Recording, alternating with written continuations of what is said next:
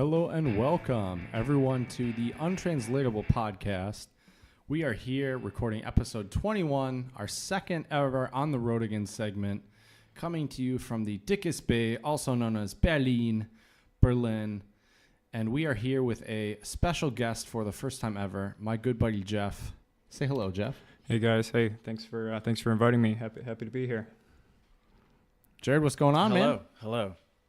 Just so everyone knows, Chad fucked up the intro. Please, though. As usual. Everyone, follow us. We'll get to you in a second, Jeff.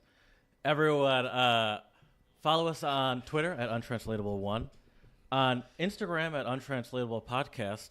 Chad has yet to post a picture. He apparently was in Berlin. I don't believe it. It's a word on the street. He apparently was in the Czech Republic. I don't believe it. Here's the deal, though. I now know how to spell his city. He lives in Chomutov, spelled Chumotov. Nope. Chumotov. Nope. Well, listen. I'll give you an Chad's A for proving my everybody, point. I don't even know how to spell. It's Chou. Okay. Oh, I just screwed up myself. Chomutov. Chomutov. All right. Well, everyone, Google it. Yeah. Because Chad's not there. Just and if Google you it. want to know what it looks like, just Google it. And also Berlin, Google it. It's a great place. People have taken much better pictures. But our Instagram's there. It looks nice. There's some fun Untranslatables. I've yet to believe that Chad is anywhere besides for the fact that he has a weird shower behind him. Right. You could also email us at the untranslatablepodcast@gmail.com. Yes, sir. Thank you, Jared. And I will be getting some pictures to you and all of our lovely listeners out there. Don't listen to One him. thing Don't we'll be listen to discussing. him. Don't listen to him. One thing we'll be discussing Google today it. is a lot of Google it, and we will be talking about some of the great things we've been able to do in Berlin. By the way, just so everyone knows, I haven't seen a picture. This is nope. I'm thing- saving them. Photos are soon the to come. only saving picture them for all who? our fans. For who? Who are you saving these pictures for? For me, myself, and Chad. I. my Chad slideshow. is not a celebrity. Chad curates his life like he's Beyonce. He's like, try. I will put this out when it is appropriate for me and my family. That's right. I am Gotta look out for a business.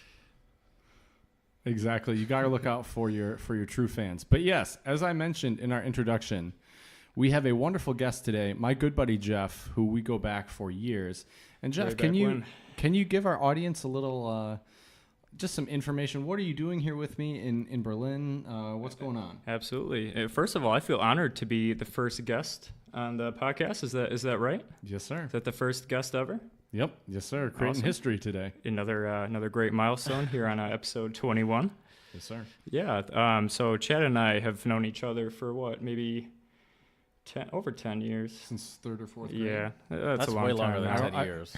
Right. Yeah, I forget how that's many. I forget what grade I'm in now, but I forget how old we're getting. Right. You know, we're getting up there. Body can't handle the same things used to. And we'll talk about that later in the podcast as well, because Berlin definitely kicked our ass in a lot of ways. Oh man. Yeah. But we'll get there. Yeah. But yeah. Yeah. So I'm happy to be here, guys. This is actually my first time in Germany. I'm hoping to add a new perspective to the podcast here. I'm not as seasoned of a traveler as you guys. I've heard a lot of stories between the two of you, but actually we'll be here in Berlin for a full week. We met up with Chad here, and we've already done a lot, and there's actually so much to do. I don't think we'll be able to get to everything, but we've had a great time so far. Definitely. So I'm already confused. And yeah, Okay. You're going to be in Berlin for a week, but you're in Chomutov right now. Yes, sir. that is correct. So you're going back to Berlin after? It was just like another vacation spot. Jeff is flying out. I of will be Berlin. going back to Berlin before I head back to San Francisco. So I will be leaving Chad behind. I will be venturing off as a solo traveler. Okay. I will be headed back to Berlin. Cool. And so yeah, the long trip back to San Francisco. Yep, I'll be stopping in Sweden for a little layover. That'll be interesting. What as airline well. are you taking? So I took WOW Airlines on the way here. First time using WOW Airlines. price-driven correct. decision for sure. Yep, it definitely. Were you wowed? I was wowed by how basic this airline was. Wow, this and is how shitty. I was. And wow, they charge me for water. And wow, I have a 9-hour flight with no TV in front of me. Did you bring? What kind of preparations did you bring? Did you know that it was going to be that low quality or low amenity? I did not. Oh. I am used to traveling with Spirit. I'm used to traveling with Spirit Airlines from home in Michigan to California. So I should have expected it with the budget airlines. But no, you just the basic book, some podcasts. Yeah. May have listened to a few for your podcasts on the way over. Okay. A couple Untranslatables to get them ready. Thank But you. hey, that's a long time, man. That's right. And so while we were kind of walking around Berlin, I noticed something, Jared, that I think might be of interest to talk about with you. So we met up with a very good friend of mine named Ferdinand, who I've known also since high school. He was an exchange student at our school. And he has his own startup business called Upreach. All of our listeners out there should also check them out because it's awesome. But we can talk a little bit about that another time. But anyways, he was showing us around Berlin, and we were staying in the east side of Berlin, which in my opinion is my favorite side, but we can also talk about that more when we get to the main topic. But anyway, so he took us to Hackscher Höfe, which are these beautiful like courtyards and shops, right? And we turned down the corner, and I saw this big poster for Black Klansmen. And word on the street is, I think you saw the movie a while back, and I was curious to see what I did. what your thoughts were. Hopefully with not too many spoilers, because I do still want to go. You're see not going to see it though. Chat. All right. I'm gonna. I wish there was a. We need to put a bet out there. Is Chad either? What's gonna happen first? Is Chad gonna post a picture on Instagram or watch Black Klansman first? Probably or Black do Klansman. neither? Yeah, I got $5 on the movie. Yeah. See none above. I did see Black Klansman. It was. So Black Klansman is about. I'll just give it a quick synopsis. Quick. Sounds It's good. about this rookie cop who he joins the police force in Colorado Springs. He's the first black police officer in Colorado Springs, and he starts off in a boring, records room job. He hates it, and he asks to be on the undercover force. And first the guy says, "Are you crazy, rookie? You're a rookie," and then finally they say okay, and he has to spy on like a black student union. They have some sort of speaker, Black Panther speaker coming, and he has to he goes in wired, and it's fine, that happens, whatever.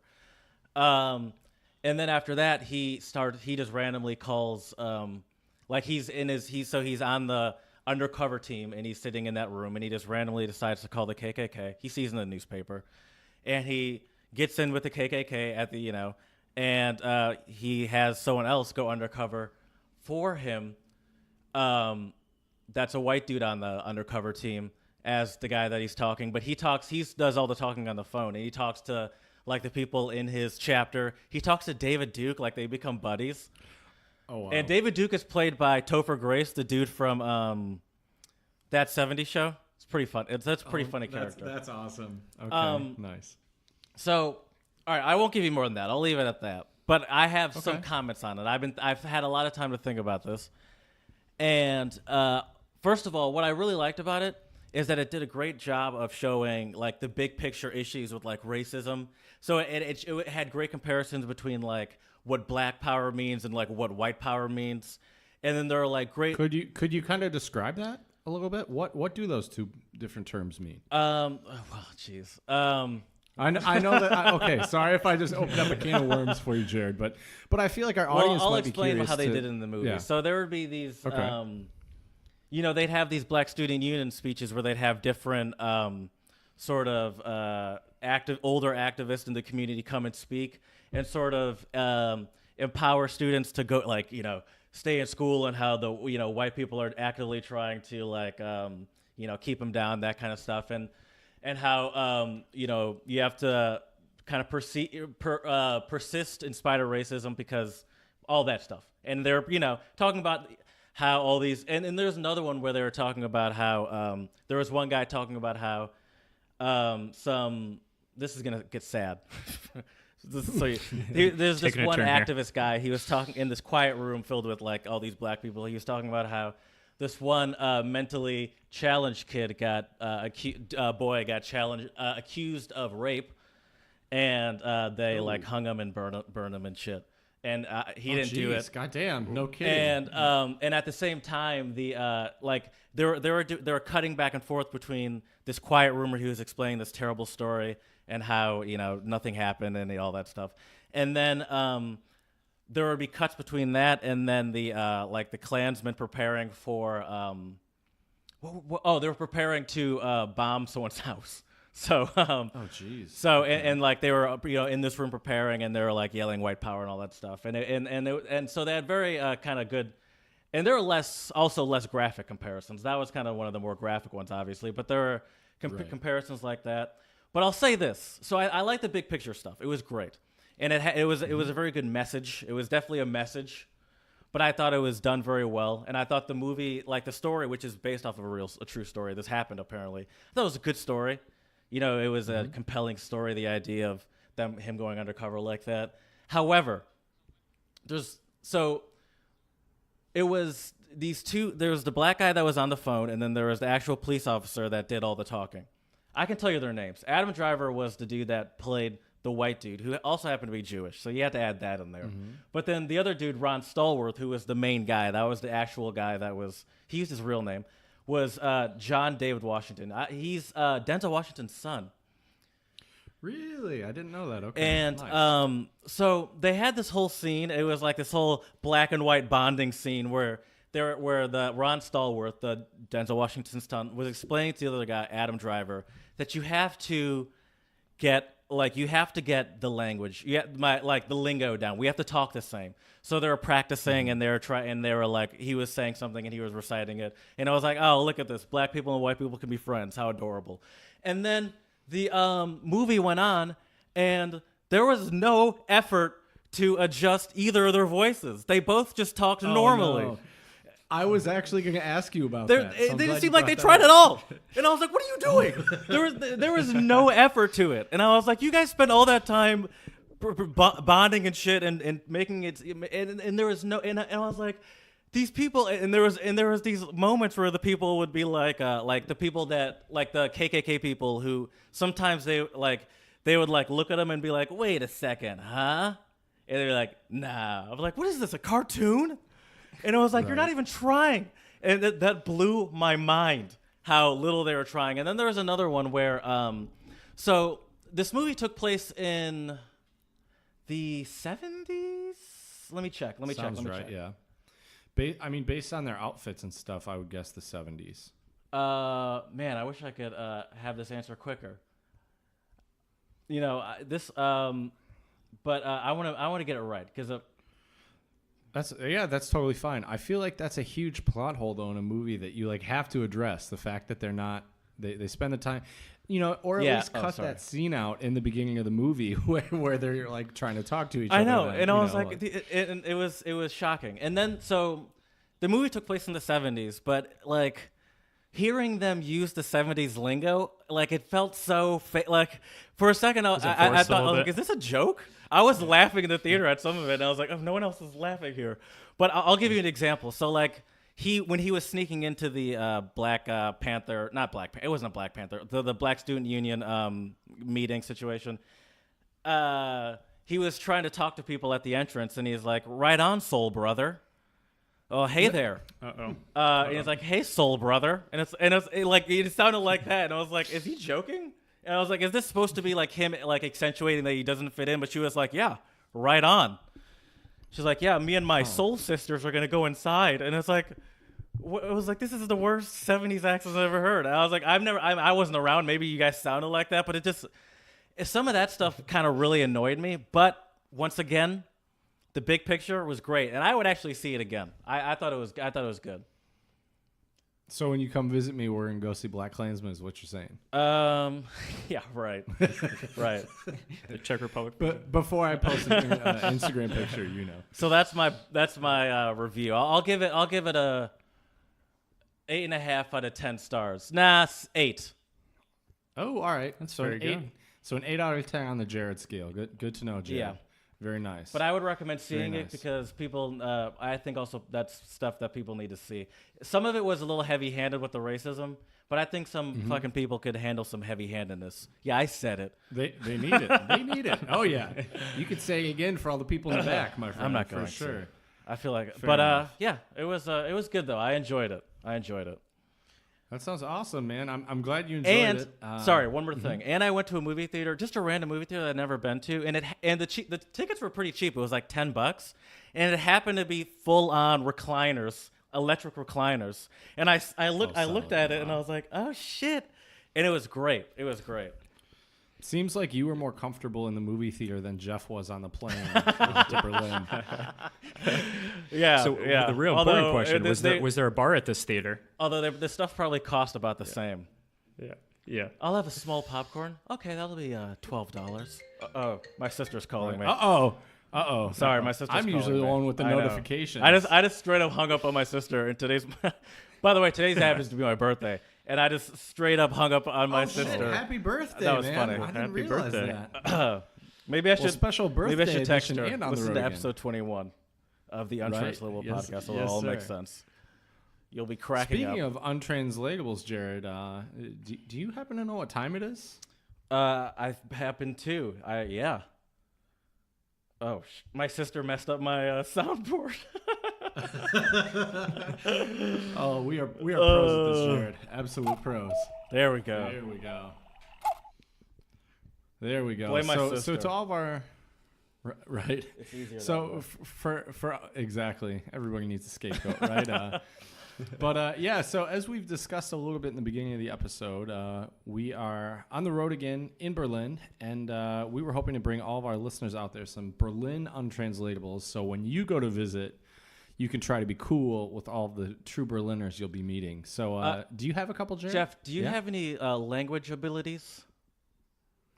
So I would say Chad and I were talking about the testing, and I would say I would test lower than a basic. We've already talked about how many years ago high school was, and I maybe had 3 years of high school with German class. So no, this is my first time in a country that speaks another language. Does that 3 years of high school German get you anything? Not really. No. I could order a beer, and that's good. really all you need, though. So, I mean, where else do you need in Okay. Berlin, right? You know? Yep, and a Wurst. So, really lucky to have Chad here, to order things for me. I gotta admit, man, it's been fun playing tour guide for the How many times last have you couple been to of Berlin? days. Me? Yeah. I think we counted. This was my 6th time in Berlin. Ooh. I think that's about right. 6 times. Yeah. That's a lot. Yeah, it's a lot. Yeah. It's a great city, man. See, it was funny though. I had to actually ask for recommendations of things to do on Facebook. I saw because, that. Yeah, because when I go there now, I'm not trying to go do the touristy things because I've already done them. Facebook is also Although the only we way had I to do figured that. out how to spell your place, and I still spelled it wrong. Hey, A for effort, as I said. That's all that matters. Yeah. So, yeah, but unfortunately, Jeff and I both did not do our research. This episode would have been way handier before we went to Berlin. But so we'll see how we do when we test each other on these Berliner untranslatables. I'm glad Jeff has no German, really. I mean, only a little German, because I can give you some of these Berlin ones. Because Yep. you're going back. I didn't know you were going back. So this is perfect. Yeah, he'll need them. Yep. All right, this is going to be good. So some of these, I'll give it to both. I mean, obviously, I'll give it to both of you guys. Chad, cover your ears.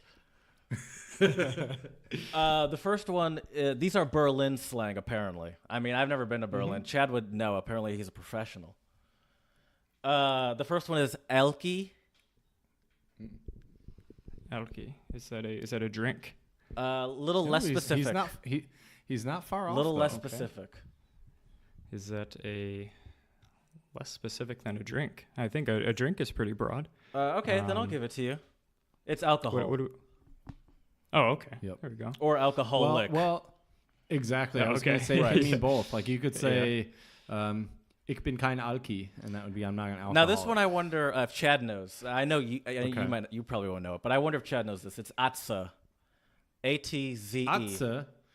Well, hold I- on. Give Jeff a chance too, as well, because That's fair. Good call. do you know what? But Is Is this in the food and drink category? It again? is not. No, it's I do not know. Oh, Chad, you know what it is? yeah. Okay. Oh yeah. Oh, of course he does. Yeah. Chad's nodding is- over here. He's got Right. it.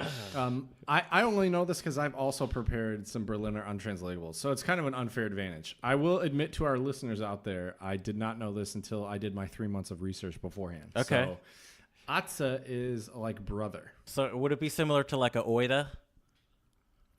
Well, first of all, we got to explain to Jeff and our audience what oida means. So oida is the Austrian word for altar, and altar, it means old man, but the Germans and the Austrians use it like dude. Yeah. So you could Hey, say like Alter. altar. Exactly. Hey, Alter. Was magst du denn, Alter? And in Austria, and we'll have to also do, eventually I'm going back to Vienna, so we'll definitely have to do an On the Road Again Vienna edition. Oh, And we can yes. talk more in depth about oida, but yeah, so basically, actually, you know what? We're gonna save it for that episode. Let's leave our listeners on their toes, just like I like to do to Jared. Little teaser. Exactly. So yes, let me give you one, Jared. Actually, here we'll have Jeff give you one. Yeah, we have a couple here. Keats. Say that again. Keats. Keats. Keats. Kiets.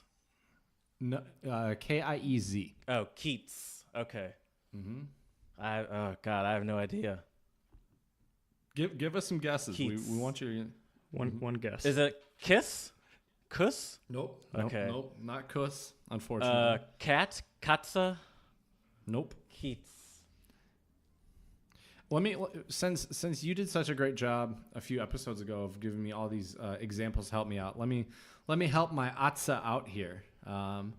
And Keats, I would say like, for example, yeah, maybe you want to check out this Keats in Berlin because there's a lot of interesting Spot? bars and pubs. Close, not quite spot. Keats is like neighborhood. Oh, okay. Okay. And there's a reason why we wanted to pick this word. Can you let Jared know why we wanted to pick this word, Jeff? Yeah, so this is when we were trying to learn the U-Bahn, S-Bahn. And Berlin is actually divided into districts. Is that right? No, so I sadly was a horrible tourist and led Jeff in the wrong direction. He asked me, is Berlin broken up into neighborhoods or districts, or how's it broken up? And as you well know, Jared, Vienna is broken up into districts. Mm-hmm. I think Berlin, it seems like, especially because they use the word Keats to describe things, to describe the different areas, I would say Berlin is more divided into neighborhoods. So you have like Friedrichshain, you have Kreuzberg, you have Charlottenburg. There's all these different areas. And what's really amazing when you go to Berlin is if you take any public transportation, you can figure out very quickly how huge the city is. I mean, the city is giant. Yes, I did read a lot about how gigantic this place was. It's incredible. So you've been there 6 times, Chad. Mm-hmm. Do you think you've gotten the full experience after 6 times? Definitely not. You think there's still more to see?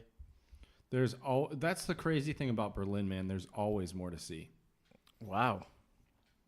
I have a question for you, Chad. Was there anything that we did together that was your first time that you hadn't seen in your previous times? I like Oh, that. yeah. That's a great question, actually. And I have to give a shout out to our buddy Ferdinand, because we met up with him for a Berliner Pilsner one night, and we asked his suggestions because he's been living in Berlin for the past 2 years now. So we figured he'd really know where to go and what to do. And he actually suggested us to go to this really cool park called Victoria Park, which is really easily accessible. You take the U-Bahn and then you take a bus and you're like right there. And there's actually a waterfall in Berlin. Would you have guessed, Jared, that there's a waterfall in Berlin that you can see? No, but I feel like it shouldn't be that shocking because I'd assume there's a giant river in Berlin. Well, there is. Do you know what the river is by chance? Don't know. That would be. I know. That's you're doing the same thing I'm doing. That's the one in Vienna. I just named the first river that came. I know it's not the Rhine. It's not the Rhine, is it? It's not the Rhine, and we can talk about it more during the song of the pod. But it is the Spree. The Spree. Mm-hmm. Okay. Or the Spree River, I guess maybe is how you say it in English. I don't really know. Is it a large Exactly. river? What are we talking in comparison to It's like the Rhine? It's really big. Not as big as the Rhine. Well, the Rhine's the biggest river in Germany, so it's definitely not. Well, there you go. The Rhine. See, there's a fun fact I didn't know. Yeah. And I think the best way to kind of show our audience here is to provide some photo evidence. maybe that may one of So our Google photos it, everyone. Type in exactly. Spree River. Yeah. Because We'll Chad, have a couple photos coming soon. Yeah. Chad's pictures are gonna have like those watermarks on the back of it. Oh man, you Who's too. Getty? Well, exactly. Who's Getty, and why do they have images? Right. All right, Jared. Well, I want to give you a good Berliner untranslatable for you. And this one, if you say this word in Vienna, you'll really confuse a lot of people, I think. Obviously, because Berlin and Vienna are two very different cities. But the word is Schrippe. Schrippe. Wow. Schrippe. That You don't have to do the roll, but yeah, Schrippe. that word gave me nodes. My piano teacher's teaching me how to sing. So I'm learning about what do you call it? Crap, I forgot the word. Glottal impacts stops? or something. Glottal something. Oh, okay. Yeah. She's like, that's how you get nodes, and that made me think of what is it? Pitch Perfect, or where she gets Probably. nodes. I have no idea. What were we talking about again? Oh, Schlittel. Schrippe. Steve Schrippe. Not quite. I don't know what Schrippe is. Also, man geht in die Bäckerei und man bestellt Schrippen. So it's some sort of bakery treat? Mm-hmm. Okay. Some sort of bakery treat. Okay. Well, I don't... is it something I would know? Oh! Is it a Berliner? It is not a jelly donut, Okay. which is a Berliner. Because I assume they don't call Berliners in Berlin. I don't think they do. That's a good question. No. How did neither of us have an answer to this? That's a good question. Right? I guess our months of research is down the toilet, Jared. Hold Any other guesses on Schrippe? on. No, I don't. Sorry. So Schrippe is just the Berlin word for Brötchen. Oh, okay. Mm-hmm. Your standard Bäckerei fare. Yep, Gotcha. that's right. Gotcha. Is any of this sticking, Jeff? How Coming back a little bit. how willing are you to look like a fool while trying to speak German, or just how willing are you to attempt Absolutely. German? That is why I'm here today, to look like a fool for a new perspective for our listeners that are not But I mean, fluent. Yeah. when you're actually going to be in Berlin, will you just like try to throw out words and be like, words that that even if it's not like a complete sentence, I don't know. Probably not. I'm kind of the guy that knows just a couple words, right? So those full sentences are kind of outside my experience or my talent level. Right.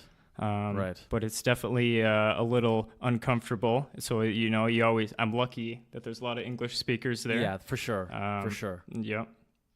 I have to say, Jared, first of all, it was a breath of fresh air being back in a German-speaking country where I understood almost everything going on around me. Yeah. He was in his element. Right. He really was. I was trying to be in my element for sure. Jeff saw me grinning ear to ear every time we'd go somewhere and I could speak some German. But yeah, it was really great. But we'll talk more about that in our other segment. But do you have any other Berliner words for Jeff and I, Jared? I think I do. Oh, Paletti. Or alles Paletti. See, this polite. is I'll say. Ooh, Jeff has a solid guess. Say that again, Jeff. Is that polite? Say that again. Is it polite? Being polite? No. Alles Paletti. I understand why you would think that, though. Right. Let me help Jeff out. Alles means like everything. Yes. Or all is. All is. Alles Paletti. Can you give Jeff? Jared's like the king of solid examples. Can you give him a good example? Okay. Yeah, I can. So when you were Jeff, when you were getting taking your first trip abroad, for example, maybe you were terrified in customs for the first time. Standing in the line waiting for they're like, come up next, and you're like, oh shit, maybe my passport's broken or something. Yep. And I think it's important, and I think you have to think in the back of your head, calm down, alles Paletti. Yep. I got a passport. I can just go. I should be able to just go through. Is it all's good? Yeah.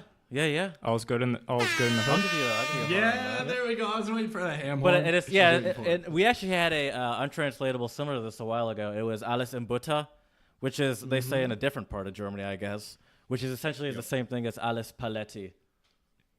Do you know where? Sorry know. if this just throws your research on the tube, Jared. But do you know why it's Paletti?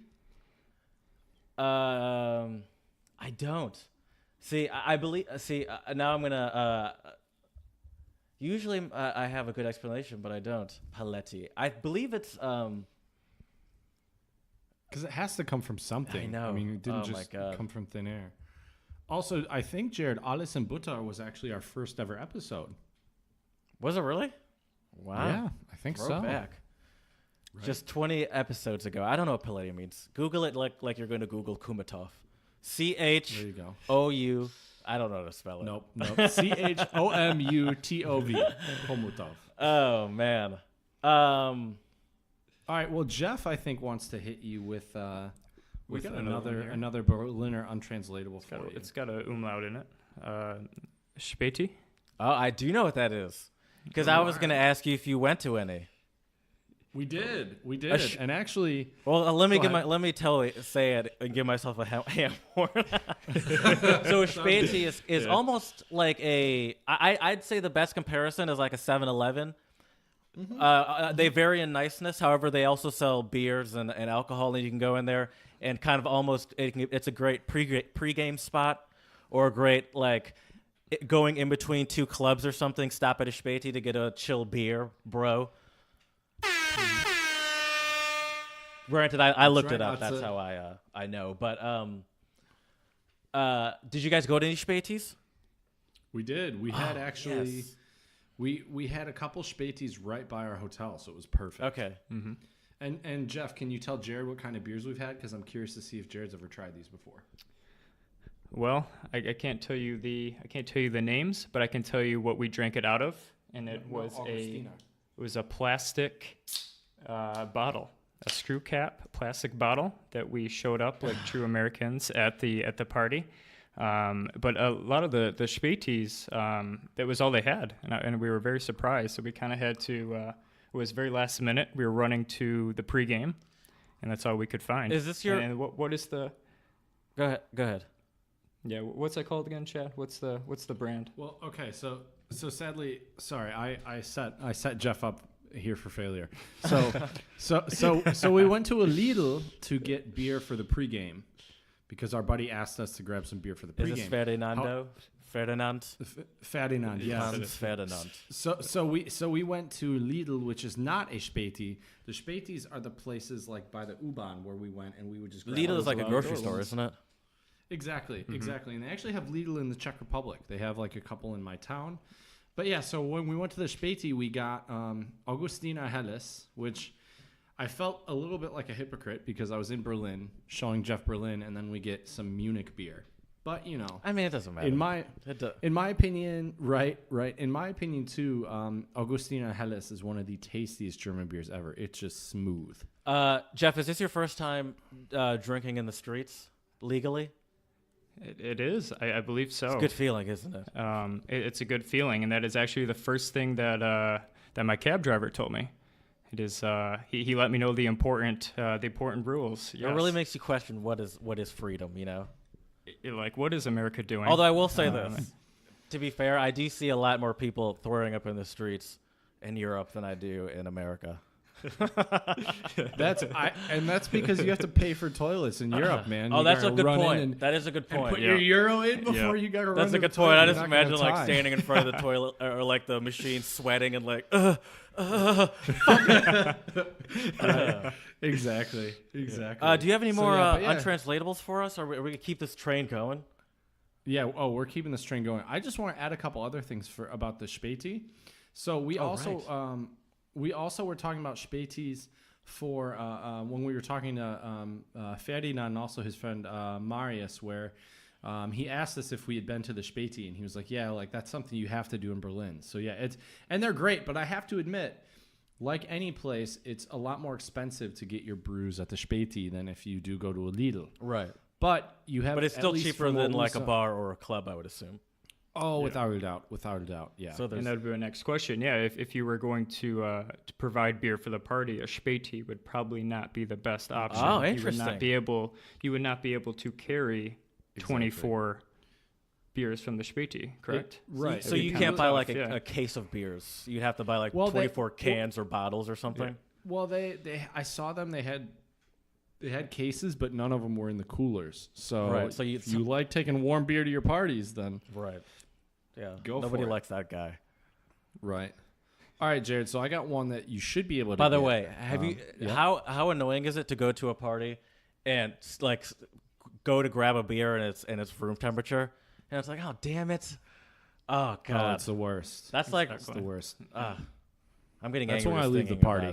That's when we go home. Yeah. All right. Well, I got one for you, Jared. That should be pretty easy. If you don't get this, I'm gonna be really disappointed in you. Well, so thanks your for finger. that. Thanks. This might be the last episode, everyone. Right. Get your finger on that ham horn, Jared. I hope it's ready.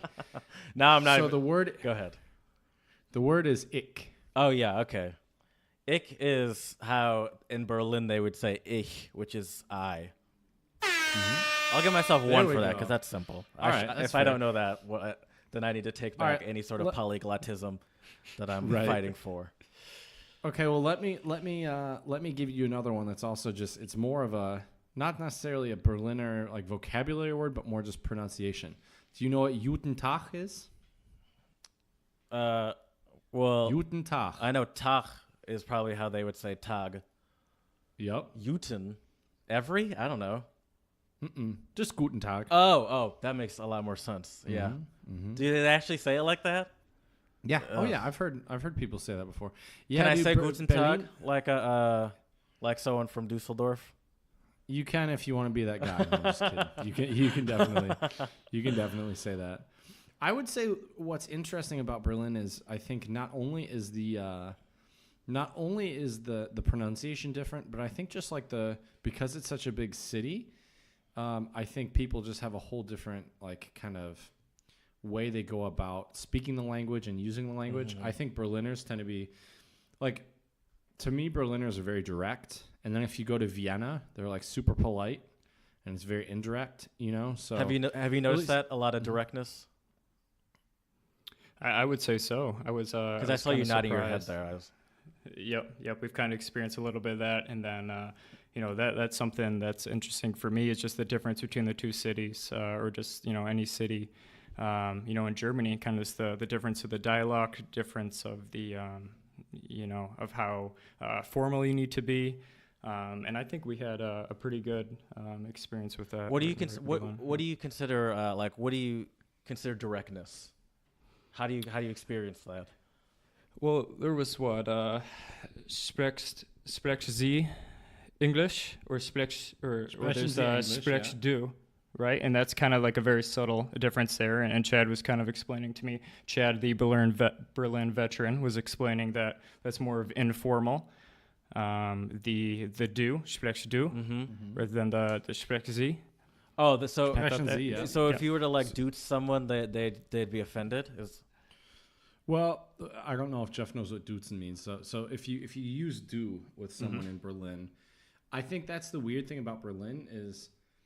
And I don't know if Jeff could really answer this because we were speaking mostly in English to people. Right. But I'm sorry to steal your thunder, buddy. I'm already talking too much this episode anyways, but pretty soon we'll get to Jeff's thoughts. But yeah, You're fine, so basically, don't worry about it. Right. Speak your mind. Yeah, what I've noticed though is in Berlin it's like we had a waitress who was using the du form with our buddy Ferdinand, and they didn't know each other. It wasn't like they were friends, but we were all about the same age.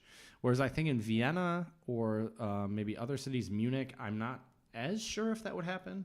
All of our German-speaking listeners out there, if they could drop us a line on Twitter, Instagram, Gmail, let us know what they think about the du and sie issue with German, because it's quite a dilemma, not only for learners of German, but also native speakers. You know how I always did it? If they were like my age or younger, I would always just do. And if they seem like some sort of adult to me, then I would just go Z. But like even if it was a stranger, but they're my age or younger, I would probably still go do. That's probably fine, right? I think that's a great rule of thumb, most definitely. Now I'm getting nervous. I haven't even spoken German in like years, outside of random Hey, phrases. join the club. Yeah. Hey, you spoke some good old Berlinerish this episode, though. That's so true. At least there's that. Ich spreche Deutsch. That was awful. I'm sorry. It sounds like me ordering a beer. Yeah.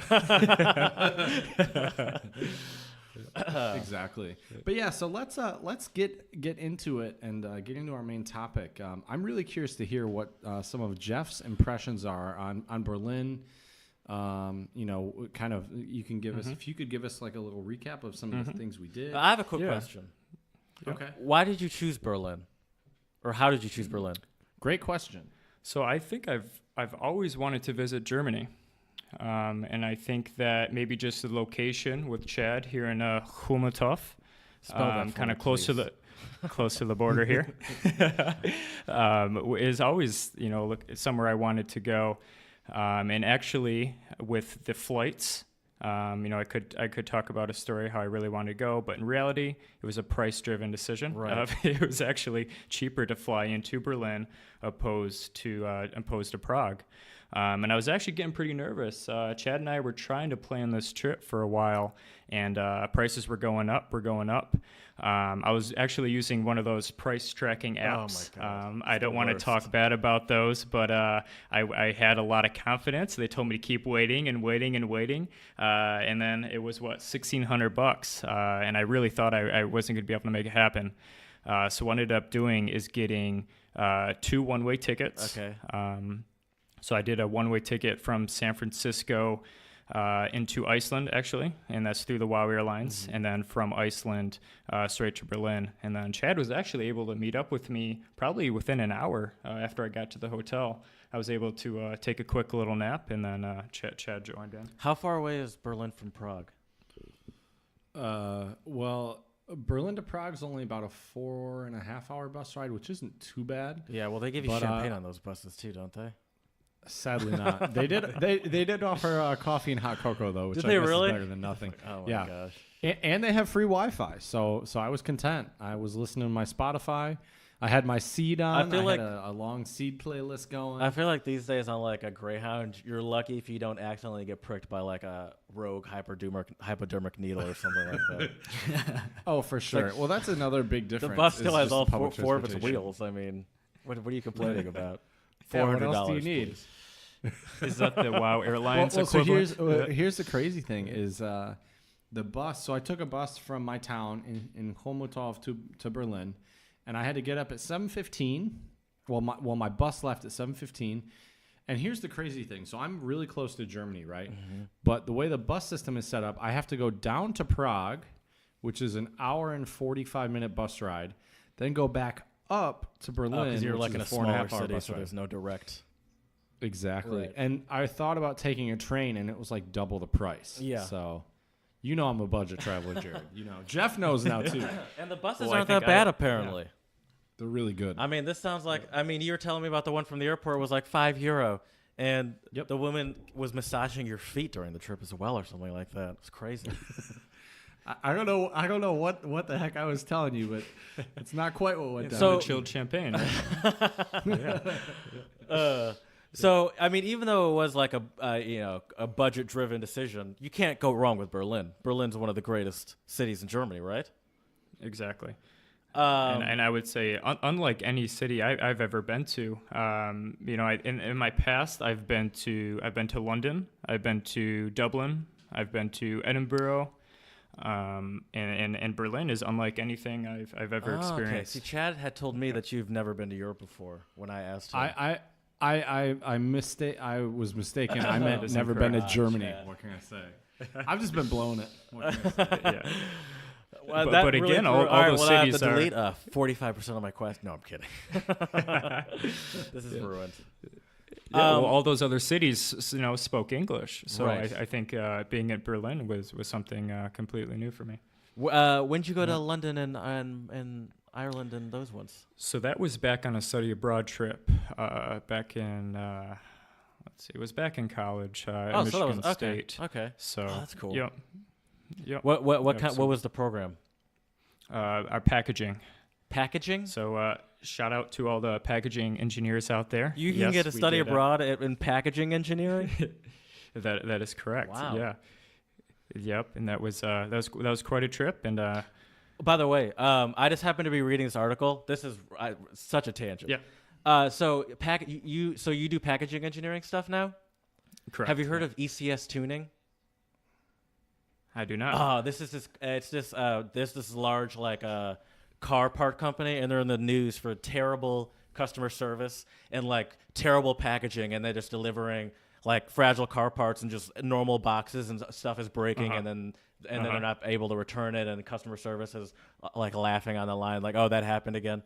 But that's a whole. I happened to read that just right those packaging guys. It was crazy.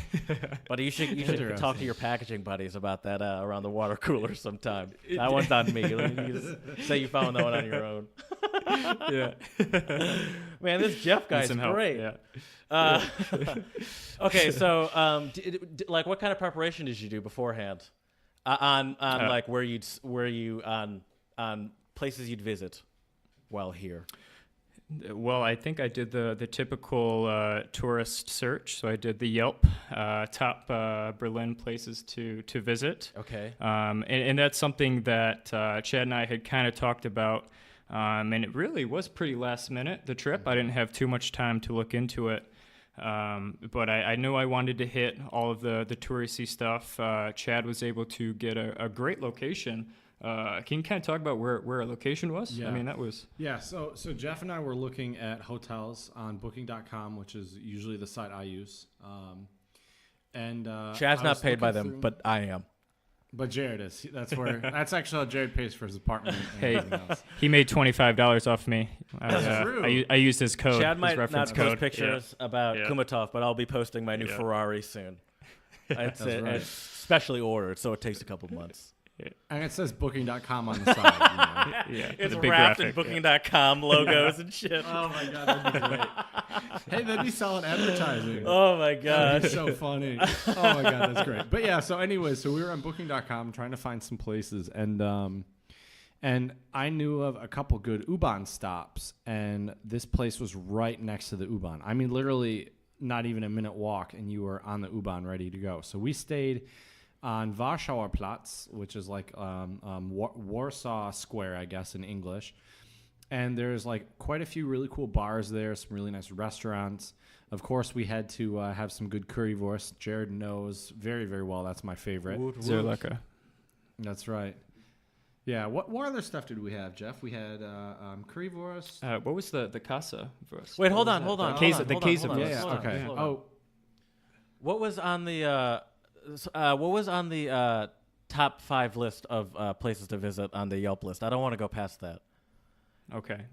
Definitely the Berlin Wall. Mm-hmm. Oh, right. I mean, I feel like that's hard to miss, isn't it? well, there's not very much of it standing, so you could miss it if you're not in the right spot. That makes sense. Yep, and I knew the Brandenburg Gate. Mm-hmm. Oh, yeah. That was another one in there. The Wasserfall from Victoria Park was not on that list. That's more of a local. It was not known. Good little insider tip. Insider for all those listeners going later. And then all the museums, which actually we did not have time for. I was really interested in the Stasi Museum, but I think that which Stasi? You don't know what Stasi is, Jared? No. Stasi was the secret police in the okay. DDR. That's what I thought it was. I didn't know there was a museum on that. Mm-hmm. Yep. So we did not make it there. And I think anytime, I think Chad and I made a list of maybe 10 things. So obviously we didn't make it to everything, had to cut a few things out. Do you still have time, though? I mean, you're going back, right? Yep. Mm-hmm. So, by the way, I found Warschauer Platz. I have a picture of the subway map in front of me. You have like 4 lines from your one stop just ready to, like, you have so much accessibility from that place. Exactly. Also, this map is convenient. Like, it does look very easy to read. I found Warschauer Platz. It is. No time. And the U-Bahn, I love taking the U-Bahn in Berlin because some of it's actually above ground, some of it's underground. Yeah, I like that. Yeah, so that's why I really picked it, because I was worried if we were somewhere a little further out that was a little cheaper, it'd take, a 20-minute walk to go to the U-Bahn. And I tell you what, man, we've been getting our steps in while we've been in Berlin. Oh, man. Yeah. Well, what's the count, do you think now? How many miles do you think we're at, Chad? Well, so one day we walked, I think, like 9 miles. So beat my day in Prague. Yeah. Nice. My quads were killing me, buddy. You have no idea. It was bad. We were cramping a little bit, yeah. But but that's really why we wanted to stay at Warschauer Platz, is because it's a good spot. And then there's actually a club there that I had gone to a few years ago, but sadly the scenery's changed a little bit. And we walked by the club coming back one night, and everybody outside looked like they were like 15 or 16. So we did not go into that club for various reasons. Right. So, yeah, but it was funny because Jeff's taxi driver was telling him as he was coming in, like, oh, Warschauer Platz, party all the time. What's up with these chatty taxi drivers? My taxi driver, he was asking me all about Trump and other things. So that was mine too. Mine got pretty political, too. Yeah. Is this part of that attitude that you talk about? They're very to the point. Does this go with Probably. Yeah, probably. I would most definitely say so. I don't like those questions. It's like, what? Come on. Right. Yeah. Well, I could have just responded with like, I don't know, but I gave the guy a couple answers. He seemed pleased with them and he agreed. So whatever. Got to make your taxi drivers happy so they don't take you in circles. The car off the road. Oh. I was gonna say hike up your fare. Yeah, I know that seems a little budget traveler. Less aggressive than my thought. Oh yeah. You're scared to die? How scared to die are you? It's like a Fight Club where they just start flooring the limousine. And that's such a random reference. Jared, you just broke the first rule. I'm really disappointed in you. So what kind of food did you guys eat? Where'd you guys go? What kind of places?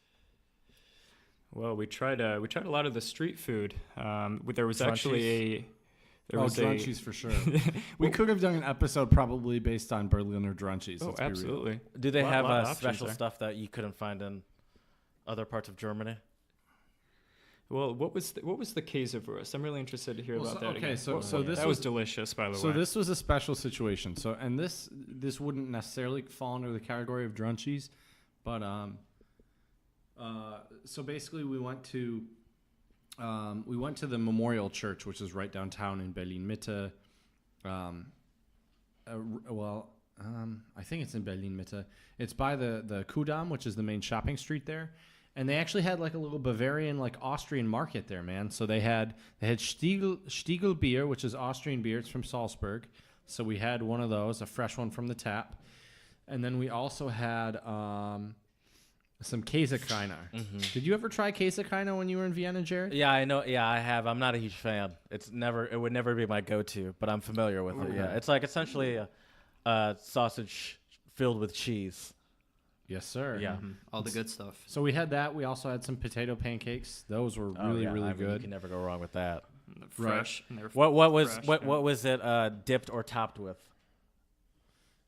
It wasn't dipped or topped with anything. So no, because it was just some plain. Okay, because they do usually sometimes give it to you with the apples and the sour cream. Right. Well, that was an option. We just got it plain. Right. Because it looked really good plain. But yeah, and then take a guess, Jared, what our first food was in Berlin. And it wasn't currywurst. I don't want to lead you down the wrong path. It wasn't currywurst. Döner? Also a great guess, but that was our drunchie of yeah. Berlin. Because you have to. Was that the first thing you had? Drunchies. No. Oh, no. First thing we had, you got any other guesses? Schnitzel? Yes, sir. Okay. Yes, See, I sir. gotta get to it Schnitzel mit eventually. Pommes. Hähnchen. Yeah. Yeah, Hähnchen Schnitzel. Right, We got right. the chicken schnitzel. Cowards. It was good. Too afraid to eat the baby. The baby cow. The baby cow, the good stuff. How old was this? Did it have a name? How big was the cage? I guess that was your first schnitzel, wasn't it? My very first, yes. How was delicious. it? What was your prognosis? I keep saying prognosis for some reason. I don't even know what that word means. Well, I mean, it makes you sound pretty fancy, so I say keep using it. Yeah, schnitzels, it sounds less fancy when I find out I've been using it wrong. I don't know why that's been in my vocabulary recently. Jesus Christ. Yeah. What'd you think of it? No, wait.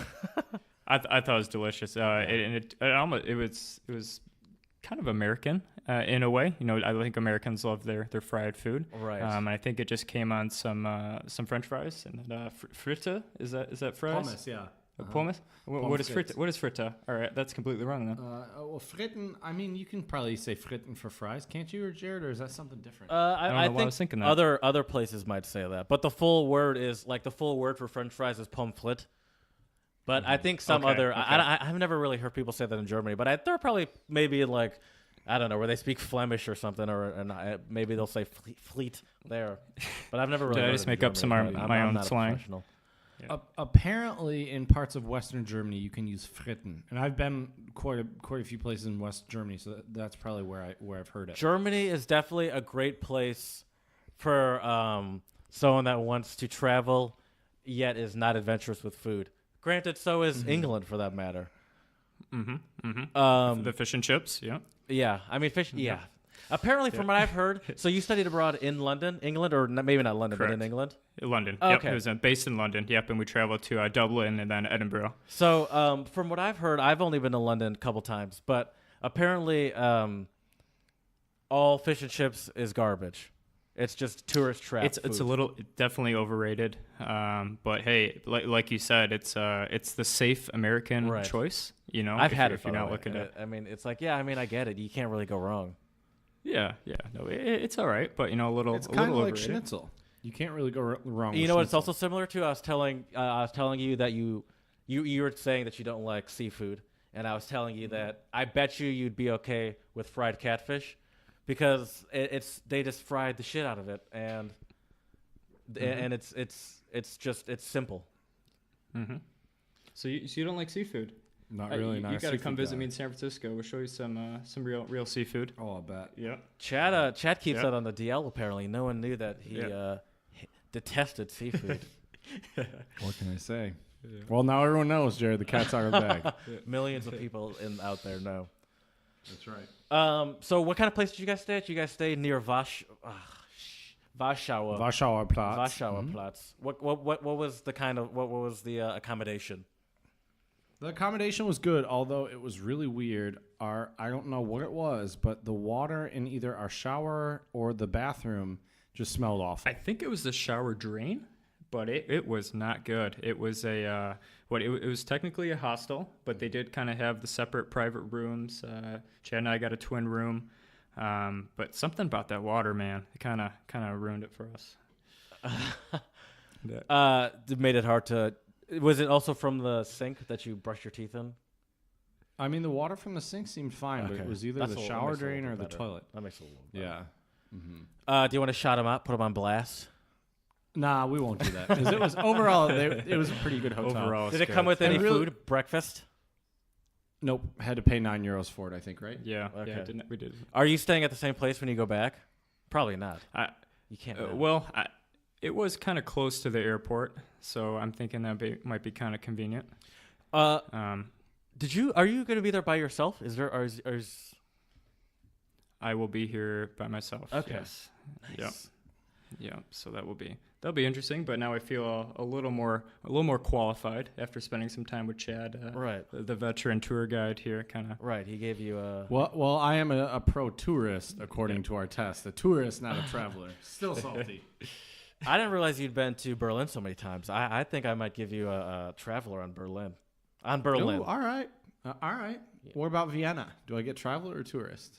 I mean, we'll talk about it later. We'll talk about it when we do it on the road again, Vienna. But yeah, just to recap on where we stayed, I mean, the main reason why we picked it was more so the location versus the amenities or the accommodation. But they did have a really nice little courtyard in the hotel, which was really nice, because Jeff got there a little early. Tell him what happened when you tried to check in. Yeah, so I get there, and being the traveler I am, I just had to take the plane ticket that worked for my budget. So I actually got in pretty early in the morning and did not take into account the check-in time. So I kind of had a couple hours to kill.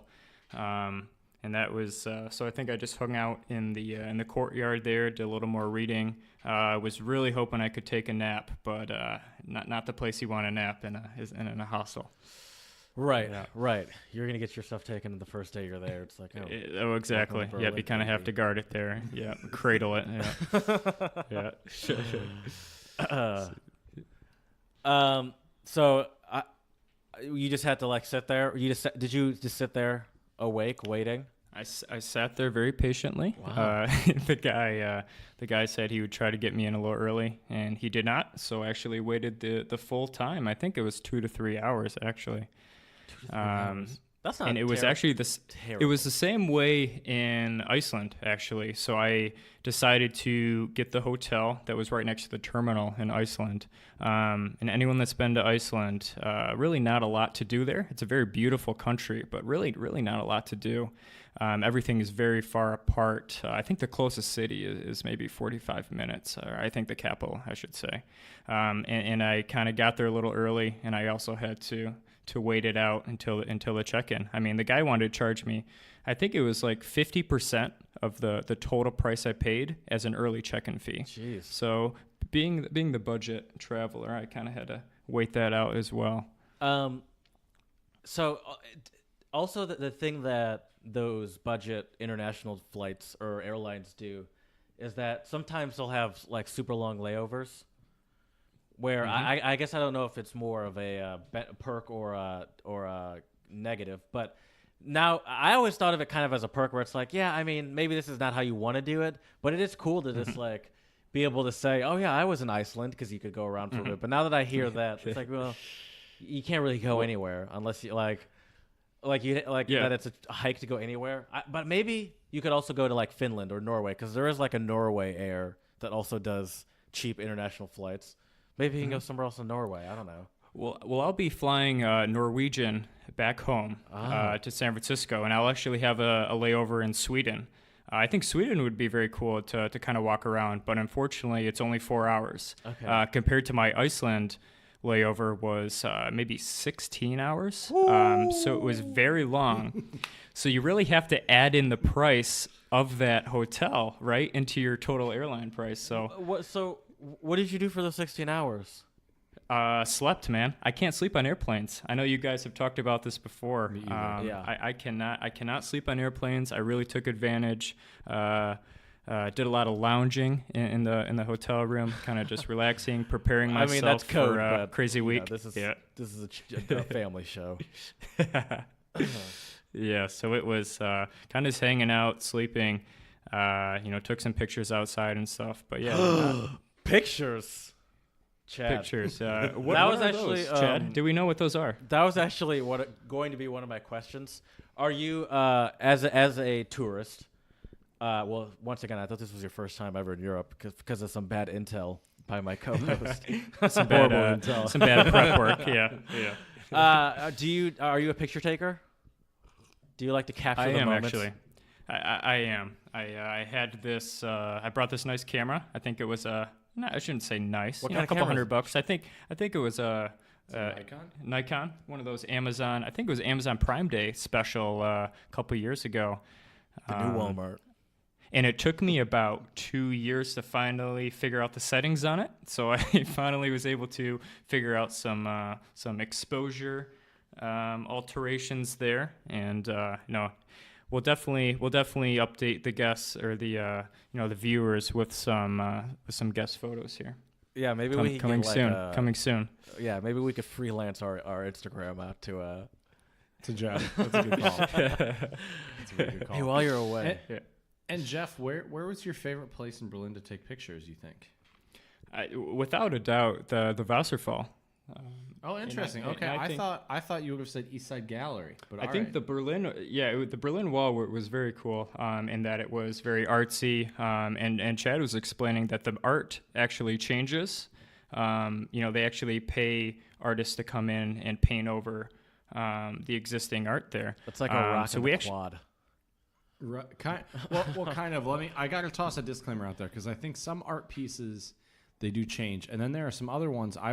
Last time I was in Berlin was 2016, so 2 years ago, and the art actually some of the pieces hadn't changed, but there were quite a few new ones, and then there were also a few pieces of art that Like it seemed more like it was just a block and people could just kind of graffiti it however they wanted. Okay. Bring their Sharpie and sign whatever you want. Sharpie. You know. Oh yeah, we didn't bring our Sharpies though. We didn't sign the wall, unfortunately. I mean, that would disappear within a couple hours though. Your name.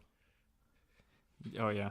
But I mean, we have some very artsy kind of hipster photos that we'll share of, Do you of really? the wall. That's for sure. I'm almost annoyed even hearing about pictures that have been taken. Just like when Chad did post one picture, by the way, and it was of a goddamn glass of beer, and it's like I think this is all just him messing with me specifically. And now apparently you have artsy pictures, not just pictures, but artsy pictures. Artsy slash hipster photos. Yep. Okay. All right. That might be something for us to do tomorrow, Chad. Yeah. Right. Yep. Oh, for sure. So with this fancy camera, do you also have to learn editing skills, or is that what the camera's for? It's like editing. That's what the camera's doing. Yeah. I'm more of the idea. It's good enough, right? You know, it's a photo. There we go. Yeah. Don't want to spend any more time on editing. I think I have maybe 150, and we posted 0. So maybe tomorrow we'll have some. 150. Yeah. Oh my gosh. I'm still curious what Chad's like the outside of Chad's apartment looks like. Just like walking up to your apartment, I'd be kind of curious to know what it looks like. Oh yeah, I haven't sent you any. I've sent. I feel. See now you're just making me feel bad because I've sent other people these pictures. So now I'm really just blown. See, I didn't know that. I thought I didn't realize I'm the only one not getting these, and our Instagram followers are the only ones not getting these. Right. Now this has turned way more personal than I thought. This started as a joke, and now I'm a little insulted. Oh man. Oh, too good. You just wait, Jared. You just wait. It'll be a pleasant surprise. It'll be worth the wait. Is that what they say? Yeah. Oh, it'll definitely be worth the wait because the East Side Gallery has some of the coolest artwork out there.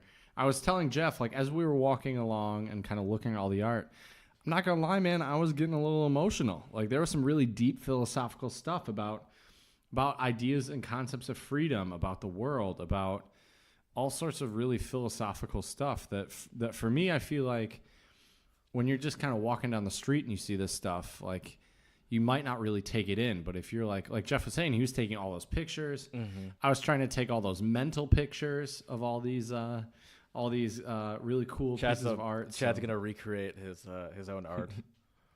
That's right. And I'm going to paste it on the other side of my Ferrari. Ideally. Well, by then you'll need a Lamborghini. What kind of art was it? Like eventually you need to just check your messages, maybe. My man. No, but can you at least explain it?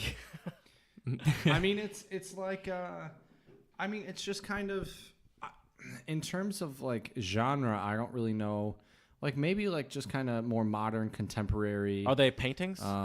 They're paintings. Paintings. Some were more spray paint, graffiti. A lot of them had political messages, and then some of them were, kind of just references to the city. There's kind of an interesting one here where it kind of compared Moscow, China, everywhere, and Berlin, and it kind of has like a different little painting for each of the cities. Mm-hmm. And then you see in Berlin is kind of this darker, and you see the giant wall. We'll definitely post that one for you guys. Oh, that sounds cool.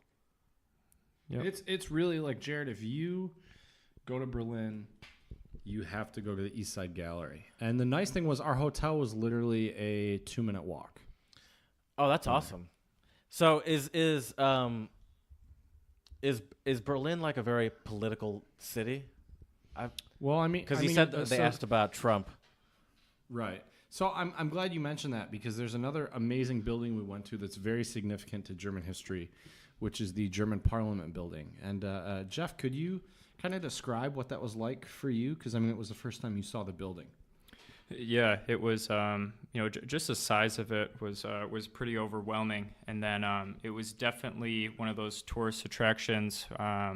It was one of the more crowded places, I would say.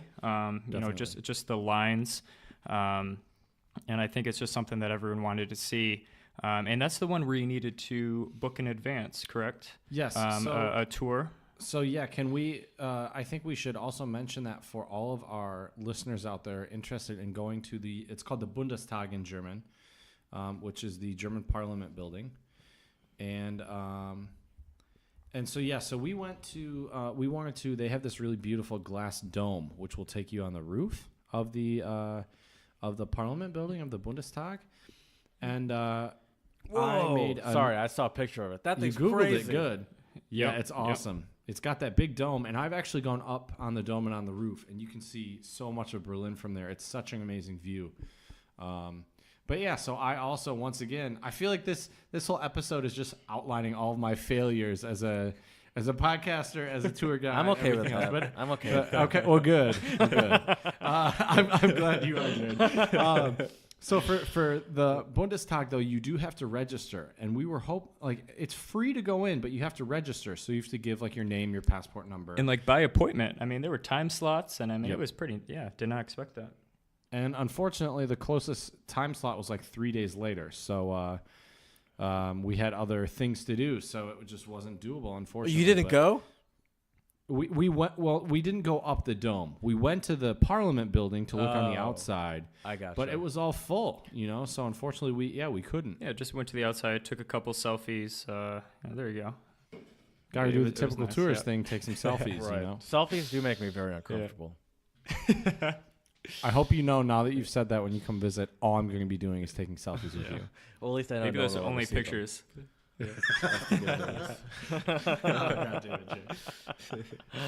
It's too easy. It's too easy. Right.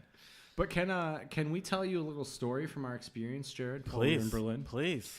So as I mentioned, we picked our hotel because it was right on the Warschauer Straße U-Bahn and Straßenbahn stop. And Jeff, what did I tell you after we bought our tickets? For what? For the U-Bahn. I don't know. You tell me. Well, I told Jeff there was a lot going on in Berlin, so I'm not surprised that Jeff didn't remember this. Oh, I think I got it. Can I say it? Yeah. Is it the city that never sleeps? Well, that too, yes. That's New York Yes. City, everyone. Just throwing it out there. It's the European European version. Let me rephrase for Jeff. It's the German city that never sleeps.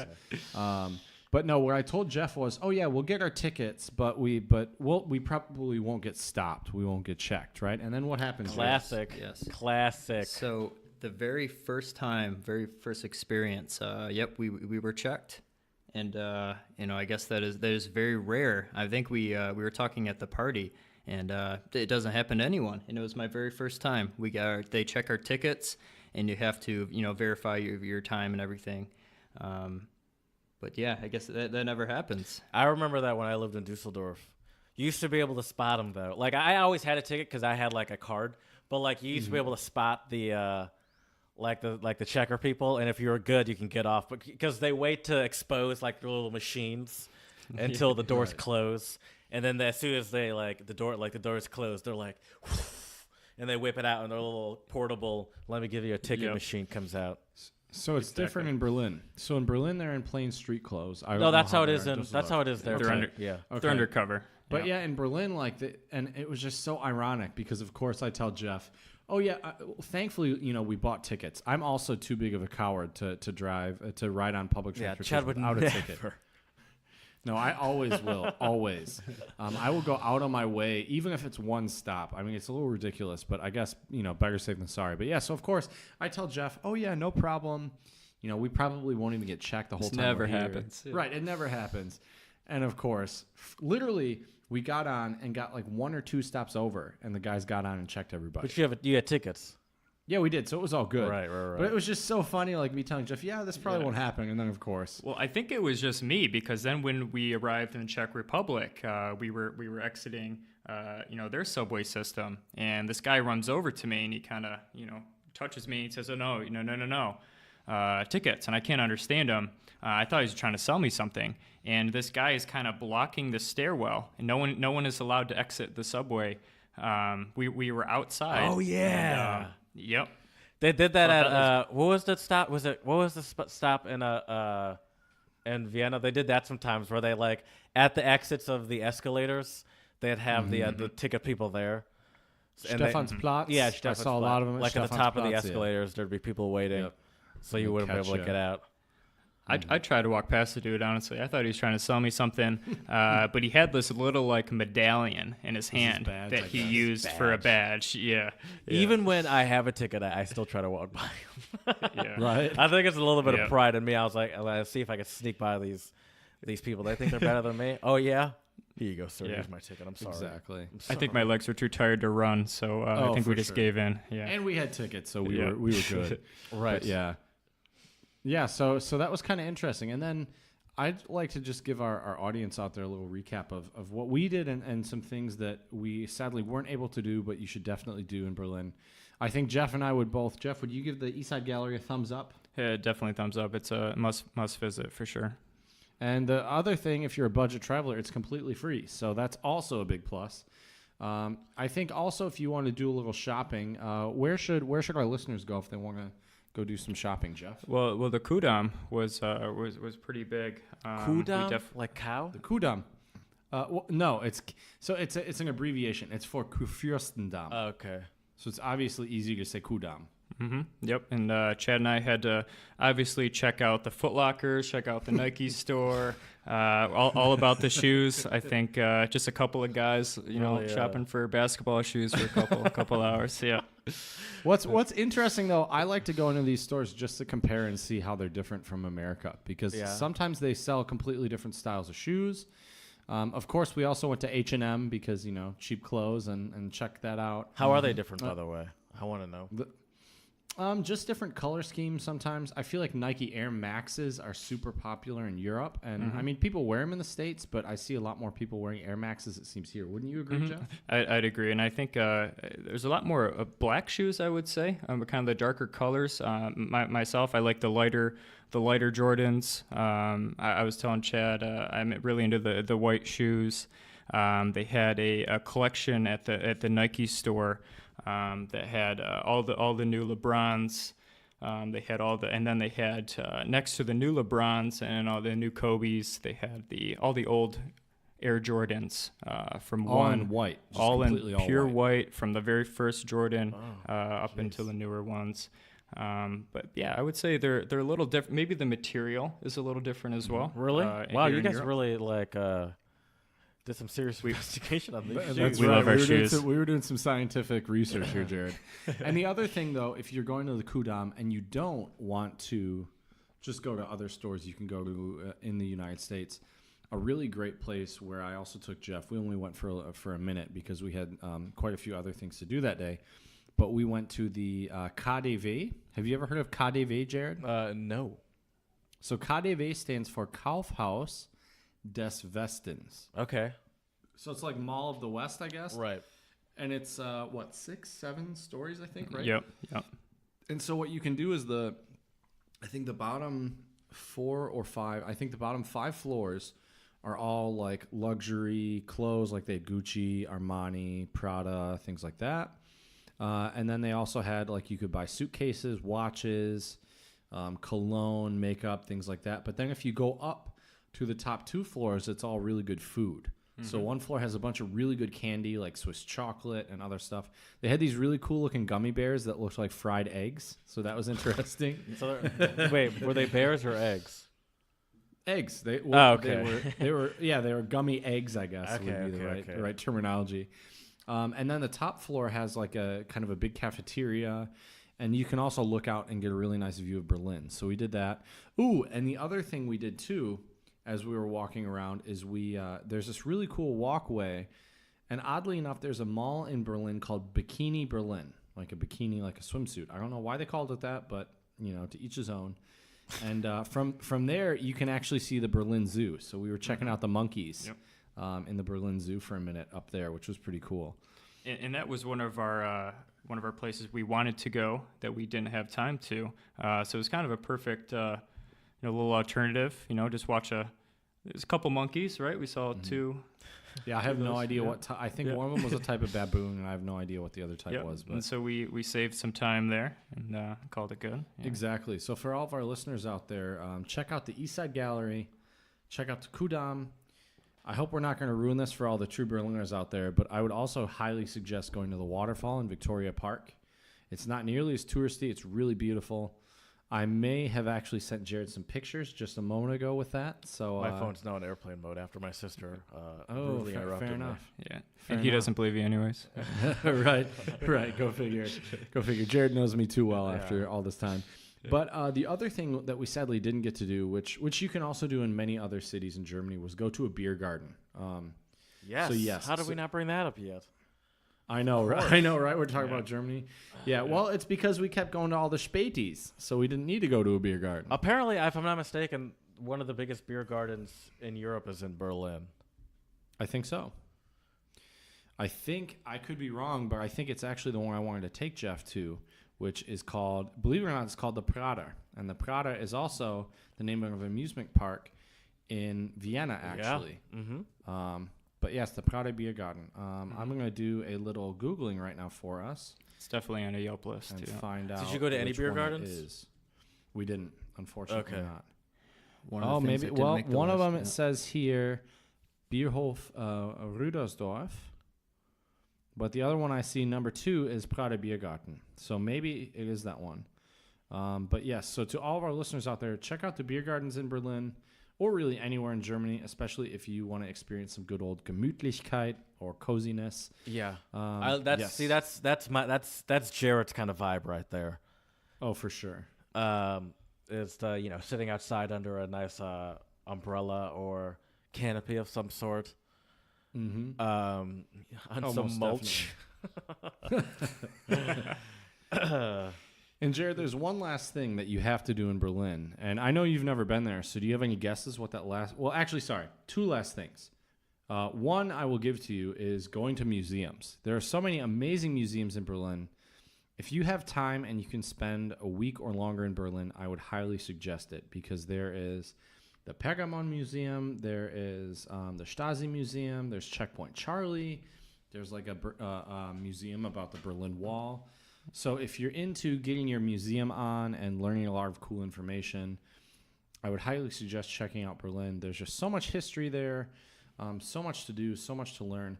But Jared, what do you think? That's adorable, Chad. But we really know what Berlin is really known for. Which is what, Jared? It's for the shit. It's mostly known for the nightlife, isn't it? Like it's supposed to have some of the greatest partying going on ever. They don't sleep. That's right. The German city that doesn't sleep. Exactly. So Berlin is an amazing city to go party. And actually, do you remember? So we were talking about this really, really famous club called Berghain. And so Berghain, if I remember correctly, Berghain, I think it's in like an old industrial warehouse that they like renovated into this club with like 3 or 4 floors.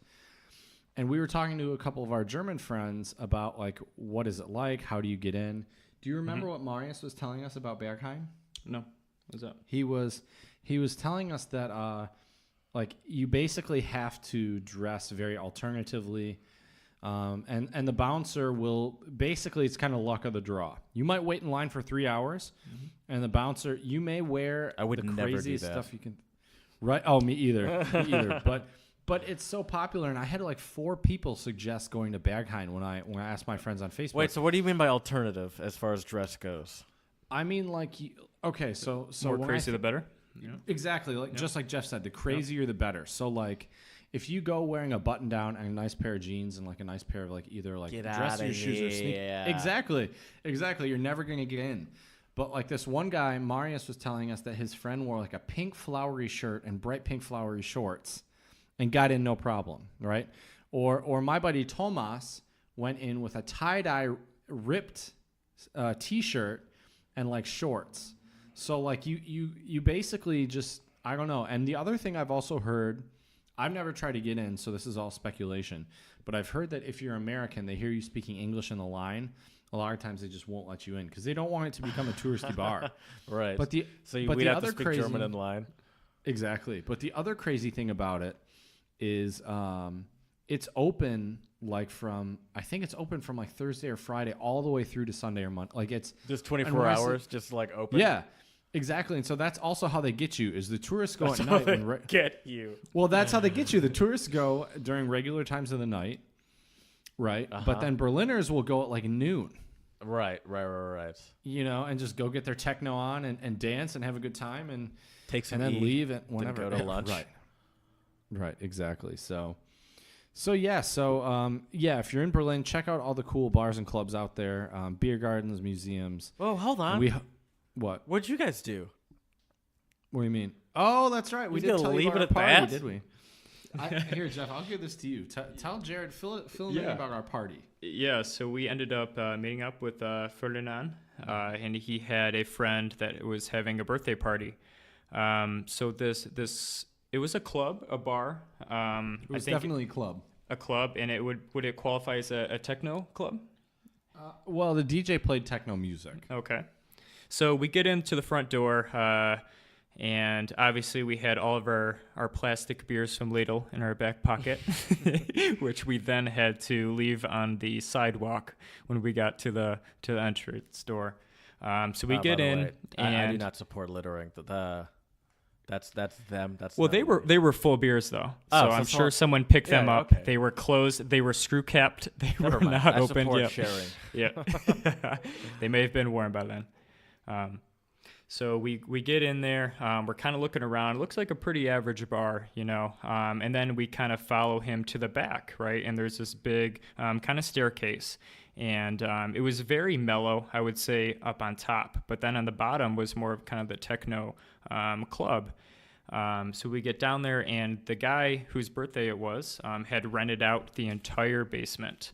And this was a huge kind of dance floor. There was a private bar down there. You know, it was a lot of fun. You know, I was glad we were able to experience that. And what was cool about it too was I feel like it's more of a true Berliner experience. You know, you're not just going to this touristy club where all the other tourists go. Mm-hmm. We were the only Americans there, and I gotta say that everyone at the party was really accommodating. You know, was happy to speak English with us. Also, the drinks were really cheap. Like a beer was like €2. Oh, so the nice. beer was the same price, if not cheaper, Than a Späti. than a lot of the beer at the Späti. Exactly. Exactly. And yeah, the other crazy thing too was the dance floor was wood, and in the middle of the dance floor it rotated. Like really slowly, but so you like literally would just slowly like spin around. So that was interesting. That seems yeah. like, even though it's slow, that still seems like a recipe for disaster, because you know there's someone that's not paying attention. One foot on each one. Were you guys on the dance floor? Oh, you better believe it. I can still not imagine you on a dance floor, Chad. Chad being on a dance floor is like Chad posting a picture to Instagram.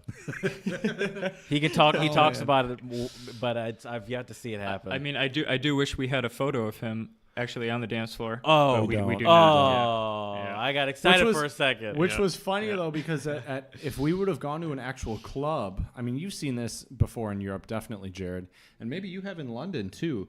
I know in a lot of places they'll hire photographers in bars and clubs and they take pictures of people. Yes.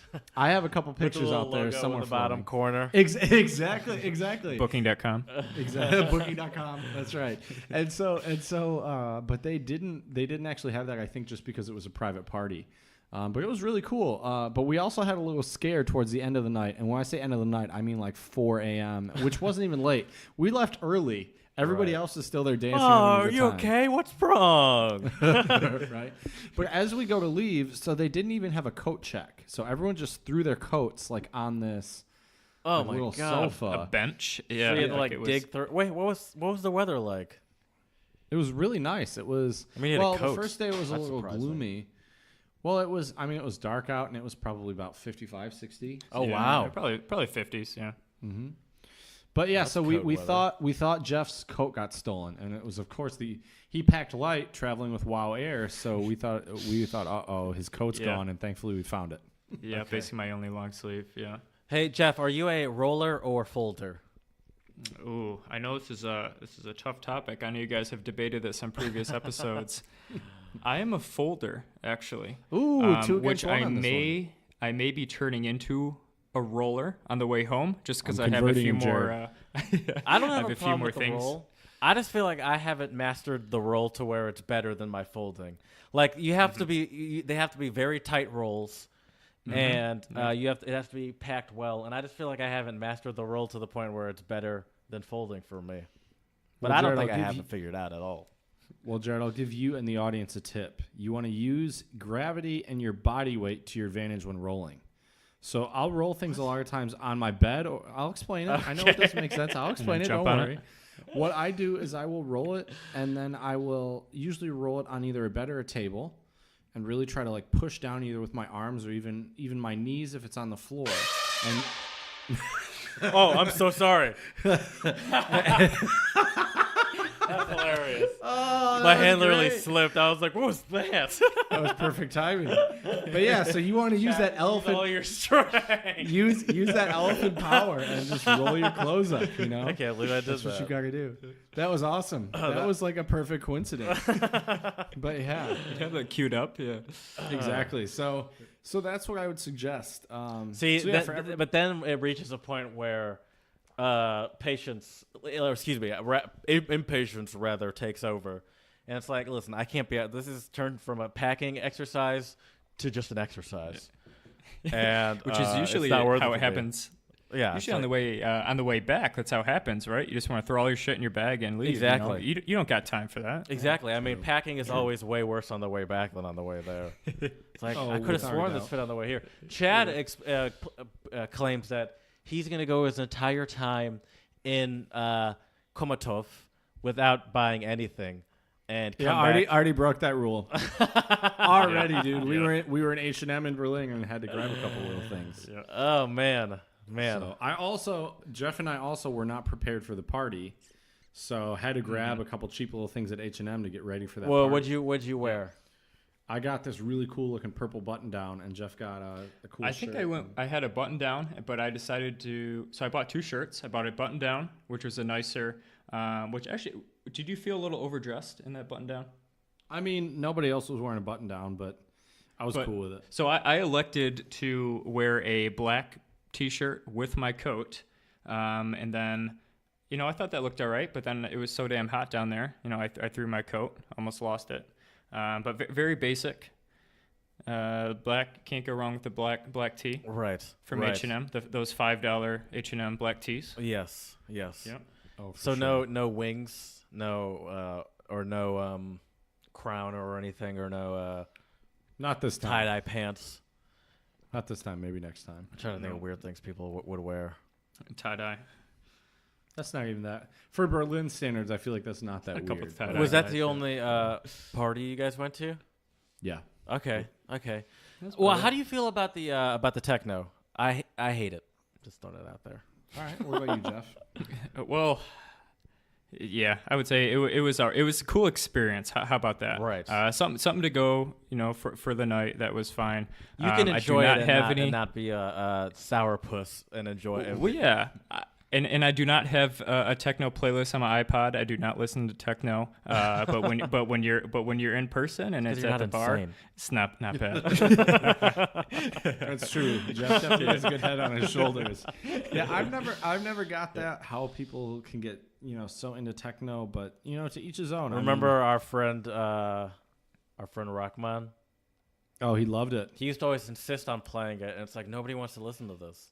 He's like, once you listen to it, you'll understand. It's like, I've heard it before. Right. I understand that I don't like he it. would get so Yeah, hyped he would when love he'd it. listen to techno. Speaking of music, Jared, I think it's a beautiful time to discuss our song of the pod for this episode. Yeah. So once again, for all our lovely listeners out there, we're hitting you with another Seed song because Seed, 1, they're great, and 2, they're from Berlin, and this song is focused all about Berlin. So it is called Dickes B, which means thick B, which is like also a slang term, another untranslatable for everyone. That's like the thick On B is Berlin. what they call it. I kind of like that. Yeah, it sounds good, right? Welcome to the thick So- B. Exactly. So I want to. Sadly, I have also caused another faux pas here, and didn't show Jeff this song before we did it. So I'm going to translate again, not all of it, but the gist of it for Jeff, so he understands it. Also, just so everyone knows, it turns out that this was actually on Seed's debut album, New Dubby Conquerors. And this is one of the most successful and well-known songs of Seed, the Berlin group. And also, this has kind of become, according to Genius.com at least, this has become kind of an unofficial like anthem of Berlin, which is kind of cool. Did you happen to hear it while you were there? Once or twice, or I bet you we didn't because we were listening to techno at the club. Right. I bet you if we would have gone People to a get different pissed bar or if you club, play- we'd hear it. if you played music with an actual Right. Instruments. What is this shit? You call this music? Exactly. What is he singing? This is a joke. This guy probably doesn't know how to use a computer. Is that a guitar? What is that? What is that? But yeah, so let me translate some of this for Jeff. So, well, first of all, for all of our listeners out there, check it out on our Twitter page. I can't speak English anymore. Can't speak anything anymore. It seems like with all these different languages around me. But anyways, This is the struggles of being a polyglot. that's true. So this song though, what's cool about it talks about the good and the bad things about Berlin. So the asphalt floor is shaking, like you can kind of hear it in your ear. I lost my heart to like a cool beat, and since then die Stadt, the city, which you're talking about Berlin, has become like I've liked it a lot more ever since then. When I cruise through Berlin city, reggae is my motor, which I think it's cool because all this rhymes, right? So all the final words have an R sound. So we have Ohr, which is ear, verlor, lose, zuvor, which is like better than before. Motor. Exactly. I sing on my bicycle, sometimes bass, sometimes tenor, also tenor, motor. So it all has a nice rhyme to it. At home, I turn the sound up. The neighbors have humor. They like fresh downbeats from my record store, Concrete Jungle, Supersonic, sound system culture. It's just a great song about Berlin. It has a really cool beat to it. But the best part is the hook. So here you go, Jared. This is how you can remember the name of the river. So they say Dickes Bay, home an der Spree. So thick that's what B. they are saying. There you go. But see, it's kind of fast. So you do Right. have to, it helps to read the lyrics along. And if you check it out on genius.com, there's also some annotations. But right here, so they say thick B or Dickes Bay, home an der Spree. Im Sommer tust du gut und im Winter tust weh. So in the summer you do well. In the winter it hurts because it's cold. Mama Berlin, It's not that Bachstein cold, und first of all. Benzin. Relax. I mean, that's true. But maybe for Berliners it is. But so here, Mama Berlin, bricks and gasoline. We love your air. Wir lieben deine Luft, wenn wir die Häuser ziehen. We love your air when we're like, I don't know, going around the houses. But yeah, so that's kind of the hook of it. It sounds great. It is. Yeah. It is a great anthem for unofficial anthem for Berlin, but it is not my favorite Seed song. No, What would be your favorite, Jared? I don't know, but I would even say that Dynat Site I prefer more than this song. Okay. But not that I dislike the song or anything. I enjoy it. I listened to it a couple times before. I've heard it before, but I don't have a problem with it. It's just not my favorite. But I like it. Right. That's fair. That is fair. I think it's a great one of. song, I think though. it is good and it's catchy, and I like the Berlin talk now that I hear it a little bit more. But it's a little. It seems a little simpler than some of their other songs. Oh, without a doubt, I would agree with that. But there's a good mix of German and English in there, which is kind of what I like. Seed does that very, very well. Right. A lot of good code switching, which is gonna bring me to our next topic. We'll have to do a little code switching here to explain this, Jared.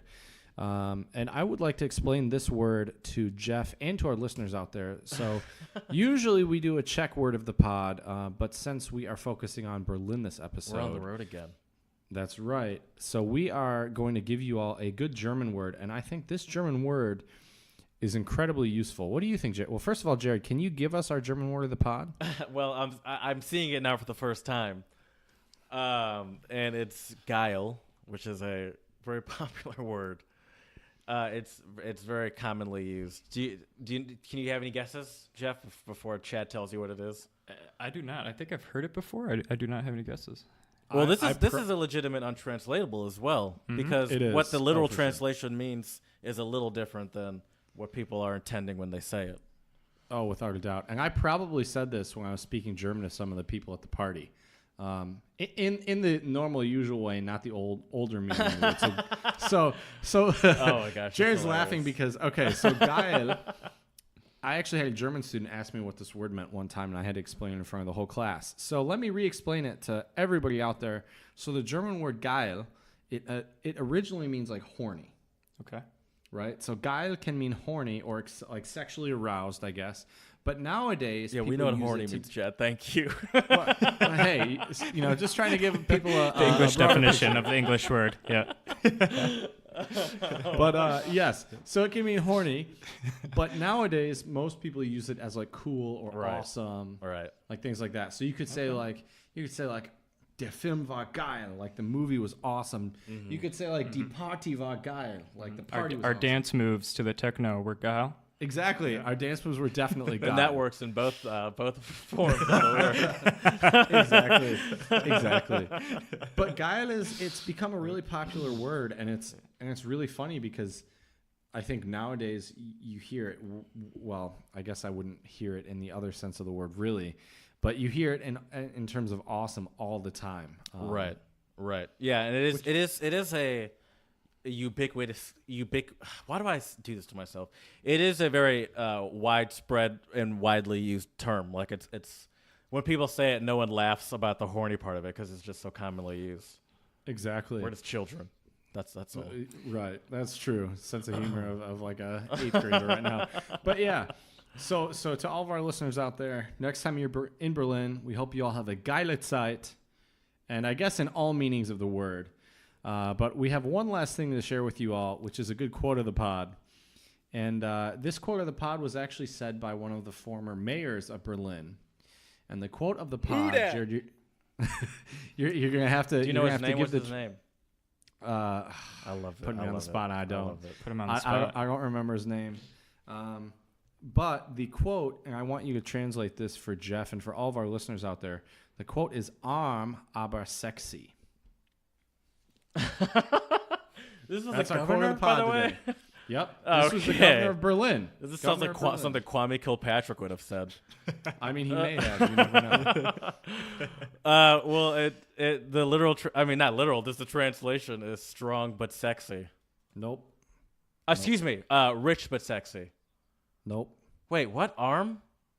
Arm is poor, my man. Oh shit! It was the total opposite. Listen, I don't know anything. So right I'm here, not a here you polyglot. go. You're getting there, man. It's all about the baby I steps. can't believe and I was mistakes are the part of it. opposite. Well, hey, I put you on the spot, and that's what happens sometimes when you're on the spot, you know. But yes, so here you go, Jared. A decade ago, Berlin's Mayor Klaus Wowereit tried to attract creative types to the city by declaring Berlin ist arm, aber sexy. Poor but sexy. That's There quite you a go. marketing campaign. Right? That's kind of like when Domino's admitted that their pizza sucked. They're like, listen, we fucked up.